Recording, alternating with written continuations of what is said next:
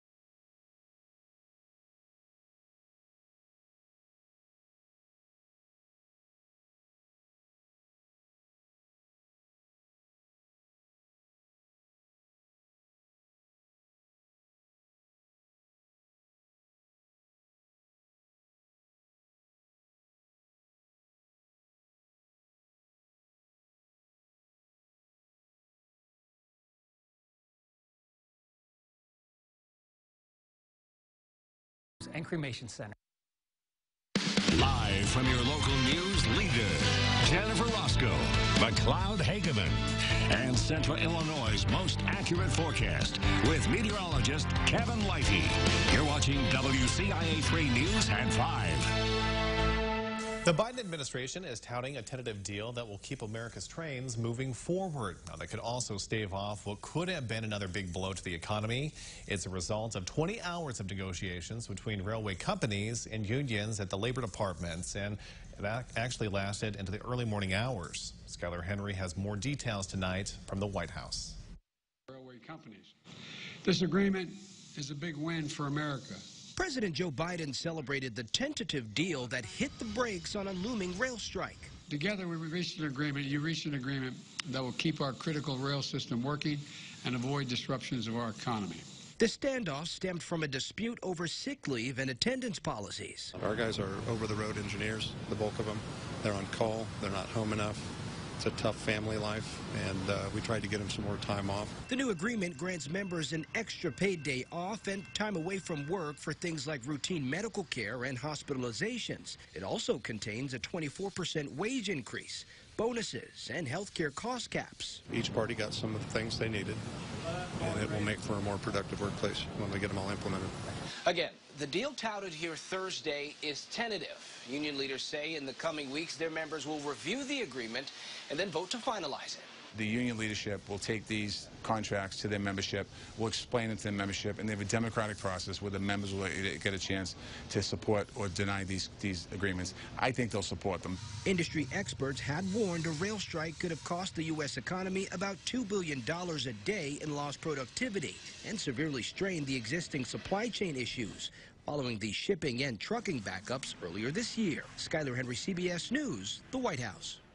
And ahead of that tentative agreement, Amtrak had announced it was canceling long-distance rail service.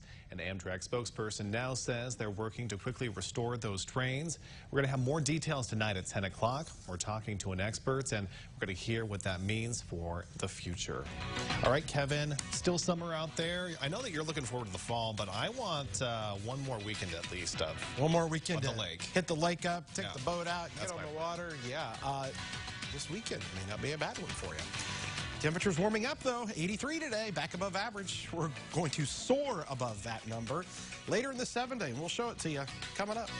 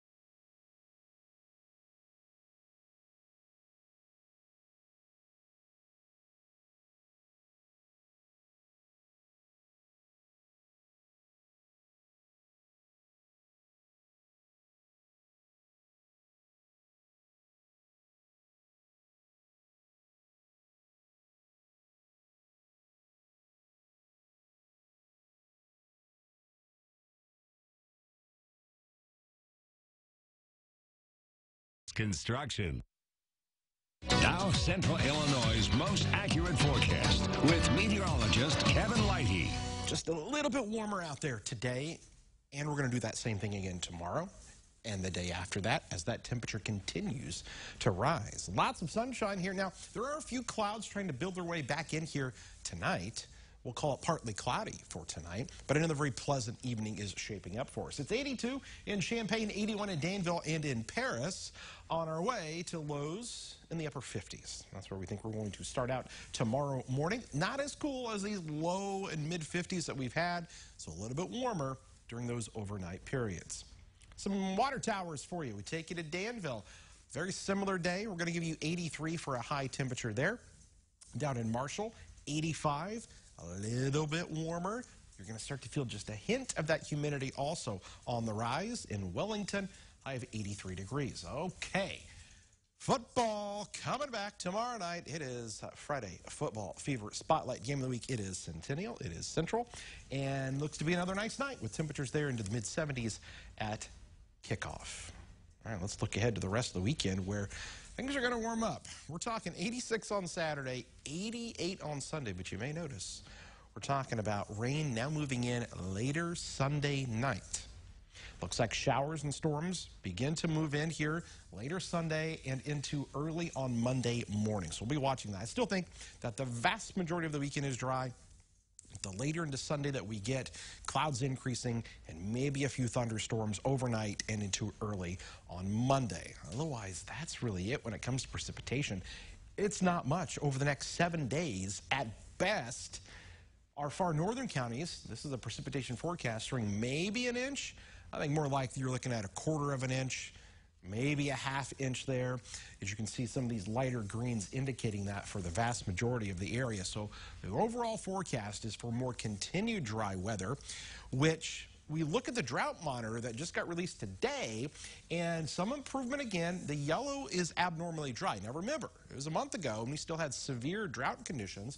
Now there's still moderate drought, extreme northwestern corner of Champaign County, northern Piatt into McLean County, but this looking a lot better than it did 6 weeks ago. This may be not something that is going to look a whole lot better, and that's the heat index value coming our way by next Tuesday. It could feel near 100 degrees. So here it is, a big warm up. But look at that line that crashes down just in time for the start of fall. It'll be a close call there. Fall, 1 week from today, there will be a front that comes through a week from today, and it will drive those temperatures back down. We'll see how it plays out. 58 tonight, 84 tomorrow, a sunny and a warmer day. A little breezy as well, south wind 10 to 15.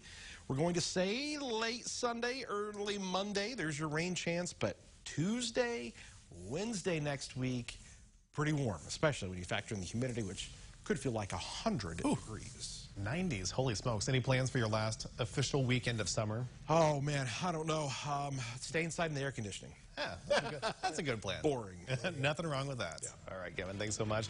We'll let you know which stories are topping headlines across central Illinois. But first, I think that growth, any growth, is really important right now for the downtown area.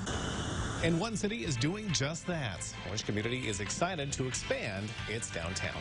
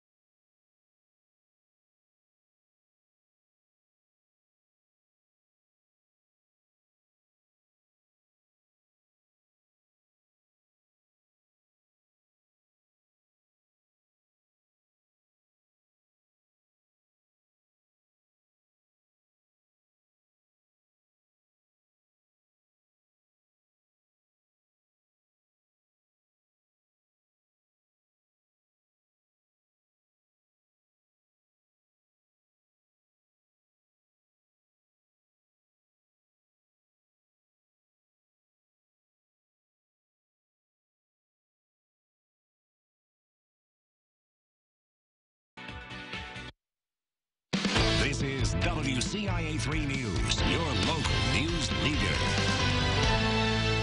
Downtown Danville could be getting 3 new restaurants. Now, these new additions are part of the redevelopment plan for the downtown area. Vermilion Advantage officials say they've been working on bringing life back to the city for about 7 years now. But they say the recent growth has been organic. They credit this to the excitement people have for upcoming projects like the casino. That includes a number of small businesses that have moved to the downtown area. Well, you know, trends are different. You know, I saw a time when downtowns were popular. Then I saw where the downtowns vacated and went to malls. And now there seems to be the trend is sort of coming back to downtown. I still think at the end of the day, people like the personal touch. And they get that more in the ambiance of downtown. They get that more. And those projects are already underway as construction on the new Carl building has already started. That's expected to wrap up in March. We're going to have a look at what's making headlines in Central Illinois next, including the latest on the search for a man accused of sex assault in Gilman. We'll be right back.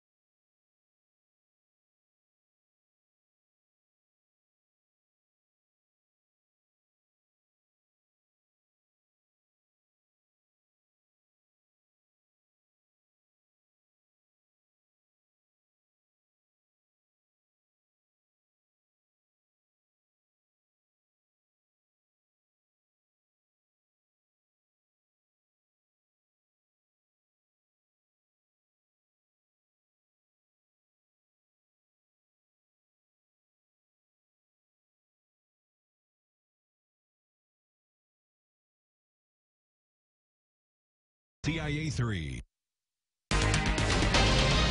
Here's a look at stories topping headlines across central Illinois tonight. Indiana's near total abortion ban went into effect today, and Planned Parenthood in Champaign says they will offer the in-clinic procedure for the first time. The Champaign Clinic also has a recovery room for those getting the procedure. That's for up to 22 weeks. State police have been searching for Joel Smith in Gilman today. The search started this morning. Authorities from Kankakee, Vermilion, and Iroquois counties have been helping. 2 workers at a gas station said they saw Smith this morning when he bought a drink. And a school in Iroquois County took extra safety measures. More security was brought in to Cisna Park Junior High and High School. That was because of a threat made to social media last night. Police were brought in as a precaution. And coming up tonight at 6 o'clock, a new business is coming to downtown St. Joseph. What the new owner wants to do to one historic building, that's tonight at 6 o'clock. Another nice night. Not as cool, though. 58 for the low temperature. Still very comfortable. Tomorrow's high will get up to around 84. A little bit warmer tomorrow with that sunshine and humidity on the rise, especially this weekend and next week. Now, there is a chance of some rain later Sunday and into early Monday. But then we bounce back Tuesday, Wednesday with highs near 90 and heat index values near 100. And we'll say this, just beyond that 7-day that you see there, where fall officially begins on Thursday, are cooler temperatures just beyond the 7-day. So it actually could time out pretty close because fall comes in later Thursday night. So by Friday, maybe it will feel like fall. We'll see. Fingers crossed. We'll see. Turn it on the AC again. All right. Thank you so much, Kevin. And thanks for joining us tonight. The CBS Evening News is coming up next. We will see you at 6 o'clock.